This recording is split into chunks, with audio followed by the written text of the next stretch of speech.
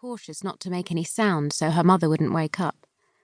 While urinating, she imagined herself at the Ministry of Guidance. She was excited about going to that castle, thrilled about wearing a chadur, acting chaste, pretending to be a virginal Muslim girl. And she thought of all the boys and girls she wrote poetry about, and thought about her mother. She hadn't told her mother that the first page would be a dedication note to her, for everything she had done, for all the encouragement and inspiration.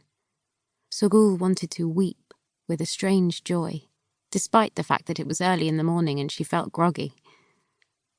She realised she was sitting on the toilet seat for nothing, just thinking about being published and making her hard-working mother proud. She pulled up her pants and looked in the mirror while she brushed her teeth. Her toothbrush moving in and out of her mouth felt like congealed vomit. She wished she could eat something before leaving the house, but she knew she couldn't eat at such an early hour. She could hardly open her mouth. She kept staring at her puffy, sleepy face in the mirror. Sogul knew everybody who considered her pretty did so only because they hadn't seen her mother. Everybody who saw her mother only called her Nours, cute, never pretty, and they were absolutely right. She thought of her age, 23, and her mother's 55, and thought the impossible thought. Sogul thought of her poem Age.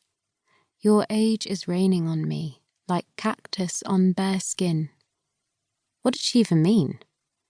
She almost hoped her poetry would get rejected because it was bad and publishing it would be a disgrace. But they were still poems. It would make her mother happy. She went to her room, putting a black scarf on her head, maqna'eh, the formal headscarf, something she used to wear at school and then at the university, something she hated. A black scarf that would just fit the head, sewn under the chin, covering the breasts and neck also.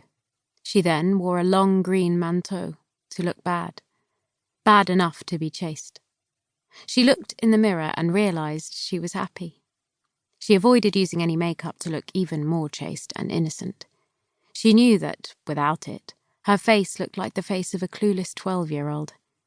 She was aware she could look innocent even when she wasn't. This was all a game, and she was going to win.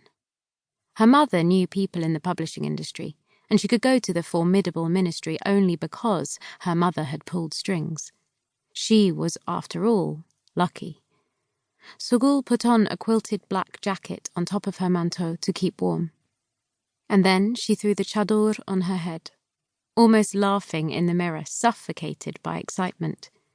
If this is the price of being published, I will pay it. It will be funny. She left their house in Vanach and walked to the main square in order to flag down a shared taxi. She didn't feel like driving through the morning traffic of Tehran. She wanted to snore happily in the taxi behind her enormous sunglasses, cut off from her surroundings. She just couldn't deal with the morning, the smoke, the people shouting about politics at 8 a.m. Her eyes were aching from lack of sleep. She wanted to be home and to find an excuse to enter her mother's bedroom and cuddle with her on the bed, under the pretext that it was cold. She was aware that her friends and classmates were mostly applying to continue their studies abroad.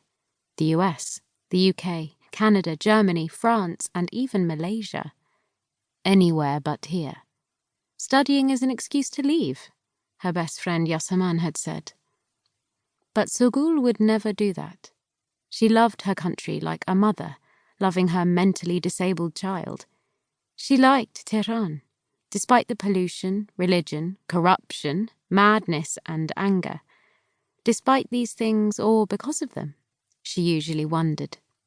It felt like being inside a piece of postmodern art.